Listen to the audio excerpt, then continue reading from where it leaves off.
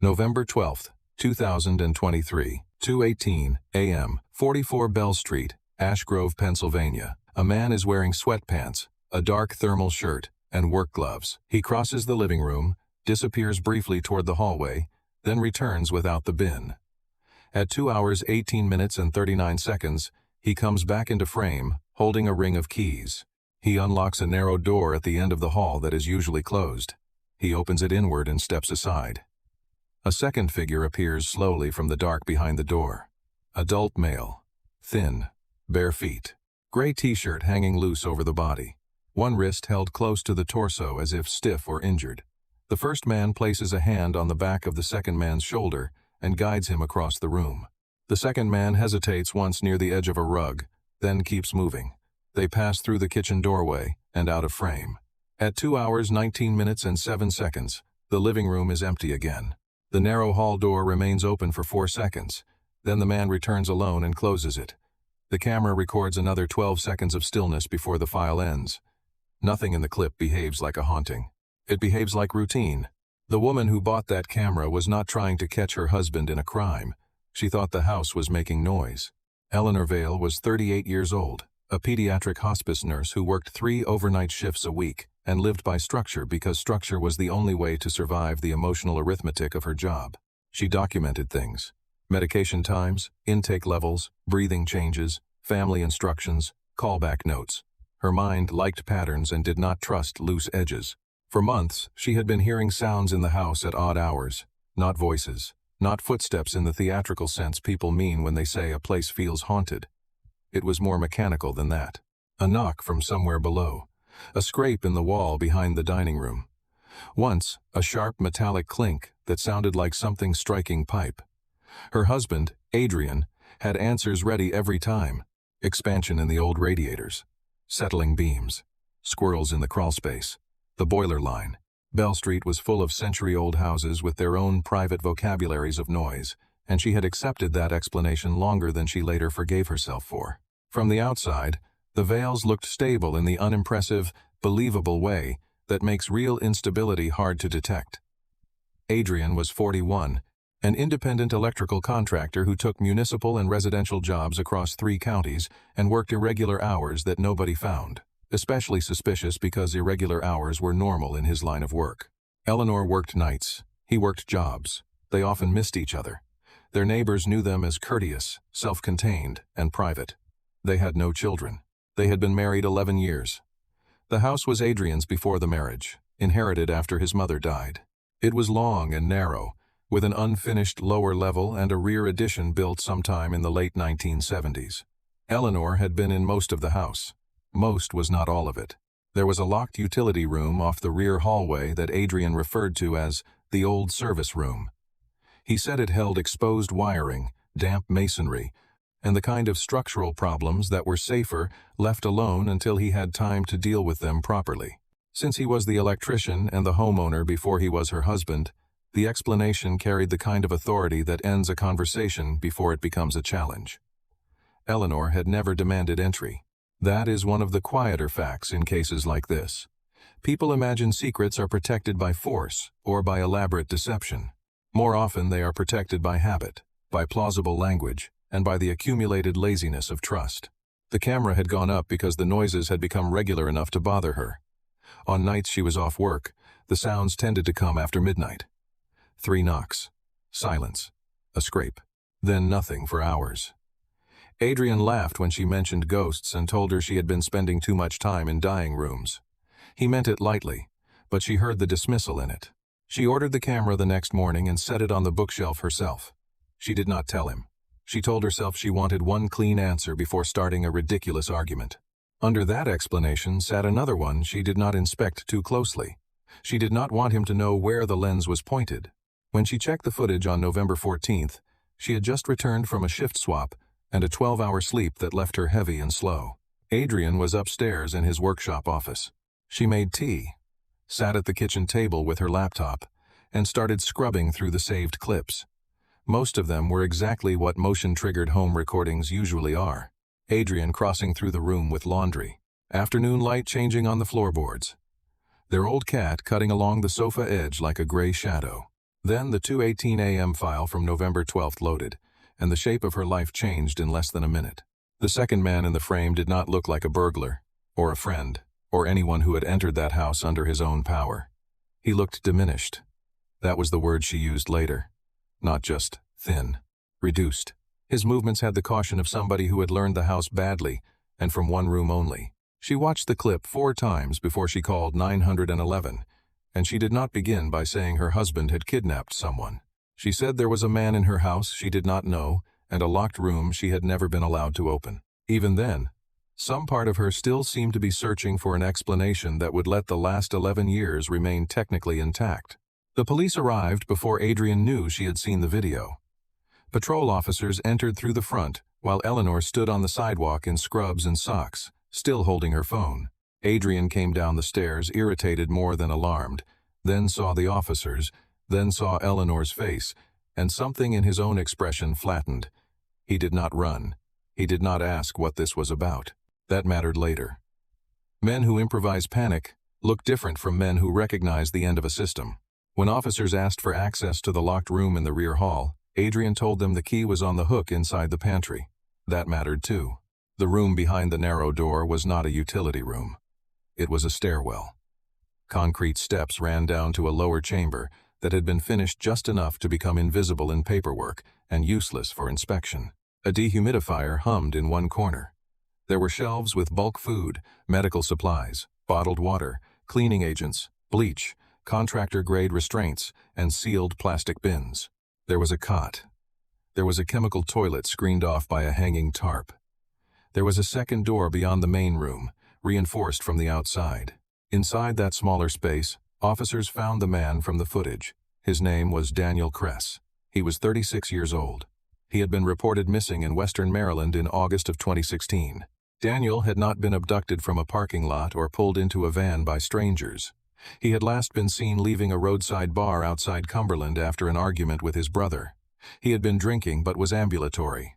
He told one witness he was going to walk the 5 miles back to a motel and clear his head. The missing person case was brief, then stale, then archived. Daniel had no wife, no children, and no stable employer. He drifted between construction work and long periods of failure. He had family, but not the kind that generates interstate pressure on small departments once the early search ends. Eleanor Vale had been driving home from a union training seminar that same night.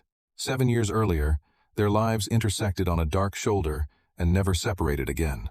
That fact did not come out immediately. What came first was the simpler suspicion, and for a while, it did not center on Adrian alone. The lower chamber showed modifications that exceeded the skill of a man merely improvising with locks and shame. There was rewired ventilation, a hidden drain pump, water alarms, secondary breakers, medical supply invoices paid in cash through shell accounts. Police found fresh prints on a shelf bracket and on the exterior latch of the reinforced door that did not belong to Adrian or Eleanor. Those prints belonged to Michael Dunn, a 43-year-old general laborer and sometimes subcontractor who had worked intermittently for Adrian for years. Michael became the investigation's first broad, public suspect because he fit the surface logic too well. He had a record for theft, a suspended license, gambling debt, and just enough skill to have helped build what officers found below Bell Street. Neighbors had seen his truck behind the Vale house multiple times over the previous year. Store surveillance placed him with Adrian at a plumbing supply warehouse and a medical surplus outlet. When detectives brought him in, he denied knowing anyone had been held in the basement. He admitted helping Adrian with waterproofing and backup power, and later with storage modifications, but said Adrian told him he was building a weather-protected prep room because he had become obsessed with grid failure and home security. Michael was a liar in the broad, ordinary criminal sense. He had stolen. He had hidden income. He had taken unlicensed jobs for cash.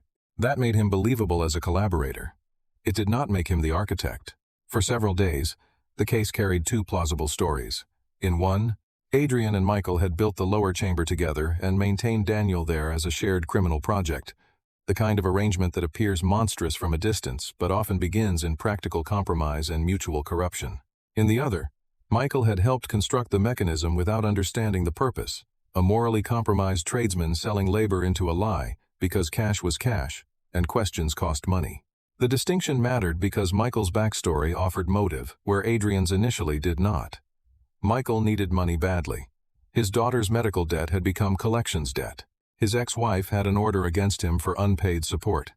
He had reason to help another man keep a secret, if the secret came wrapped in steady envelopes and no direct visibility. While detectives pulled apart Michael's timeline, Daniel Kress was taken to the hospital and introduced the full violence of ordinary things. Light. Examination. Questions asked directly and answered without consequences. He was severely malnourished. His vitamin deficiencies were pronounced. There were healed rib fractures of uncertain age, an old untreated fracture in the left ulna that had set poorly, chronic ligament damage in one ankle, scar tissue around both wrists, and muscular atrophy consistent with long-term confinement in restricted space. He did not describe 7 years in one uninterrupted sentence. People rarely do. Instead, he described routines. The food came twice a day. The lights were controlled from outside. Sometimes Adrian spoke to him for hours, sometimes not for days. The radio stayed on low in the main room when Adrian was working below. If Daniel became difficult, privileges changed. He lost blankets. He lost reading material. He lost the extra 20 minutes outside the smaller room. The first major shift away from Michael Dunn came from those routines. Daniel said there had never been 2 keepers, only one. He had heard another man's voice in the lower chamber exactly once, during repair work after flooding the previous winter. Adrian had kept Daniel locked behind the reinforced inner door while someone worked in the outer room. That distinction matched the prints. Michael had touched the outer latch and shelving because he had physically been in the chamber. But the hidden interior restraints, the meal schedules, the medication wrappers, the notes in a pocket ledger recording blood pressure and weight loss by date, all pointed to one controlling presence with obsessive consistency. Michael may have helped build the machine. He was not the one operating it. The deeper motive arrived more slowly because Adrian did not confess in any meaningful sense. He gave statements, but they were statements the way barricades are conversations. He admitted finding Daniel injured by the road in 2016. He admitted bringing him home rather than calling for help. He admitted that this was wrong. He denied kidnapping as an initial intention. He described the first night as temporary, then the next day as complicated, then the following week as impossible to unwind. He said Daniel had become dependent. He said Daniel was unstable. He said the world above would have destroyed them both if the truth came out. That last word kept returning. Them. Detectives heard in it not romance, which the evidence never supported, but possession mixed with self-preservation. Daniel was less a person than a sealed container for Adrian's private life. What Adrian had hidden from Eleanor for 11 years was not only a captive man, it was a structure of need that had expanded until it required one. Long before 2016, Adrian had been living as 2 incomplete versions of himself. Publicly, he was competent, married, quiet, reliable, and difficult to know. Privately, he collected anonymous encounters, erased them, and built his identity around the avoidance of exposure rather than the presence of desire. Daniel's accidental injury on the roadside offered him something different from desire and much closer to absolute control. A man hurt, anonymous, dependent, and removable from the world before the world reasserted itself. Forensic psychologists later described the case not as a spontaneous kidnapping caused by one bad decision, but as an opportunity met by a mind already organized around secrecy, compartmentalization, and control. The collision did not create the architecture. It activated it. By the time that architecture became visible, Adrian had been maintaining it for 7 years with the patience of a systems engineer. He bought supplies through rotating accounts. He staggered purchases across counties. He learned enough wound care to preserve Daniel without restoring him. He never brought him fully upstairs except when the flood in the lower drain trench forced temporary relocation and the living room camera caught the crossing. That flood was the crack in the arrangement. A sump failure on November 12th forced Daniel out of the basement for the first time in years and into the frame of Eleanor's ghost camera. One plumbing malfunction undid 7 years of concealment. The violence that ended the case was brief and procedural.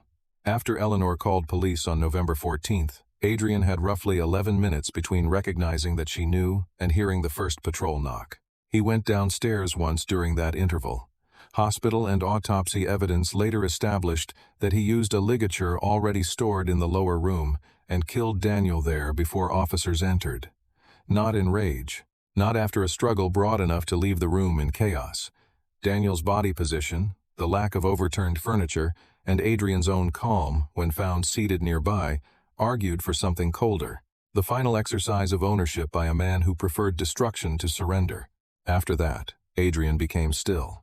He waived his rights, then invoked them, then waived them again in pieces, each statement narrower than the last.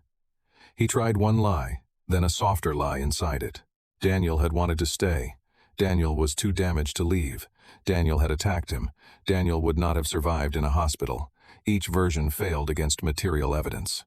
DNA under old restraints. The purchase trail. The ledger. The modified door hardware. The fact that Eleanor had never once been given a key to the stairwell. Michael Dunn was eventually charged only with accessory offenses tied to unpermitted construction, fraudulent billing, and destruction of records after the search warrants were executed. His moral collapse was real but smaller. The central secret belonged to Adrian alone. At trial, the prosecution organized the case around inevitability rather than spectacle. They began with the November 12th clip. The jury watched the silent living room, the keys, the narrow door, the weak man crossing a room in a house where he did not belong. Then they watched Eleanor describe the sounds she had mistaken for haunting. Then Daniel, thin and careful in his speech, described the years below the floor. By the time the state introduced the roadside evidence from 2016 and the psychological testimony on coercive control, the case no longer required a dramatic revelation. The revelation had already occurred. Everything else was measurement. The defense tried to relocate the story into panic and deterioration. Adrian had been afraid after the original collision, then ashamed, then trapped by the size of his own first decision. His lawyers argued diminished capacity during the killing and insisted the years that followed were evidence of mental disintegration, not calculated imprisonment. But calculated imprisonment was exactly what the records showed. Schedules, inventories, rotation plans, contingency supplies. The coldness of the system defeated the usefulness of emotional language. Adrian Vale was convicted on kidnapping, unlawful imprisonment, aggravated assault, abuse of a vulnerable adult, and first-degree murder. He was sentenced to life without parole. Michael Dunn took a plea and served 14 months on related charges. Eleanor filed for divorce before sentencing and sold what she legally could sell. The house itself never moved. No buyer would touch it. Bell Street was quiet again within weeks, which is another ordinary cruelty in these cases. Exterior calm returns first. Meaning leaves much later. Daniel Kress was buried in Allegheny County beside a father who had died while he was missing. Eleanor moved into a second-floor apartment above a dentist's office in Harrisburg and stopped buying old houses. Investigators cataloged every item from the lower chamber and packed the camera into evidence as Exhibit 14C. One consumer-grade wireless indoor unit, black, motion-activated, recovered from a bookshelf in the Vale living room. The clip it recorded runs 56 seconds. The secret it exposed lasted 2,654 days. Adrian now lives in a cell measured in feet instead of years.